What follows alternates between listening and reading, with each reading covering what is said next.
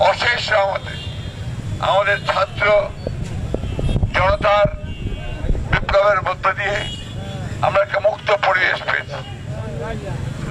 আপনারা এই সৈয়দপুরের মানুষ অনেকদিন ধরে নির্যাতিত, নিপীড়িত, অসংখ্য মামলা মোকদ্দমা হয়েছে আপনাদের বিরুদ্ধে। গোটা দেশে 15-16 বছর ধরে একটা অত্যাচারী স্টিম রোলার চলেছে। সেইখান থেকে আল্লাহ তাআলা আমাদেরকে মুক্ত করেছেন।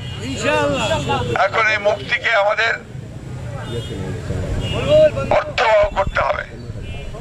যারা আজকে দায়িত্ব নিয়েছেন প্রফেসর ইউনূসের নেতৃত্বে, তারা নিরপেক্ষ মানুষ, তাদেরকে সম্পূর্ণ সহযোগিতা করতে হবে। আবার ষড়যন্ত্র শুরু করেছে, তারা দেশের বাইরে গিয়ে চক্রান্ত করে এই বিপ্লবকে তারা ধ্বংস করে দিতে চায়। আপনাদেরকে সজাগ থাকতে হবে। তারা আবার হিন্দু সম্প্রদায়ের উপরে আক্রমণ হচ্ছে, হামলা হচ্ছে, এই অভিযোগ তুলে তারা আজকে দেশে একটা নৈরাজ্য সৃষ্টি করতে চায়। হিন্দু, মুসলমান, বৌদ্ধ, খ্রিস্টান, আমরা সবাই এই স্বাধীন দেশের স্বাধীন নাগরিক। আমরা বাংলাদেশ জাতীয়তাবাদী দল করি। শহীদ প্রেসিডেন্ট জিয়া রহমানের যে আদর্শ, সেই আদর্শে তিনি পরিষ্কার করে বলেছেন এখানে কোনো ধর্মের কোনো প্রাধান্য থাকবে না। এখানে সব নাগরিক, হিন্দু, মুসলমান, বৌদ্ধ, খ্রিস্টান, কেউ সংখ্যালঘু সম্প্রদায় নয়, সকলকে একসাথে এই দেশের জন্য কাজ করতে হবে। তাই আজকে যারা ষড়যন্ত্র করছে, সাম্প্রদায়িকতার নাম করে দেশে অস্থিতিশীলতা সৃষ্টি করতে চায়, তাদের বিরুদ্ধে রুখে দাঁড়াতে হবে।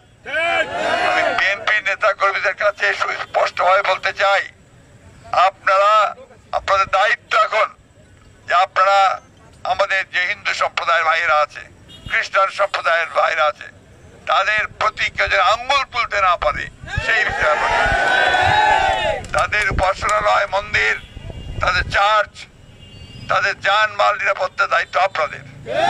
আপনারা বড় দল, আপনার দায়িত্ব পালন করতে হবে। এখন আপনাদের অত্যন্ত কঠিন সময়। এই সময় এই বিপ্লবকে যদি আমরা সংগত করতে না পারি, তাহলে আবার অন্ধকারে তলিয়ে যেতে হবে।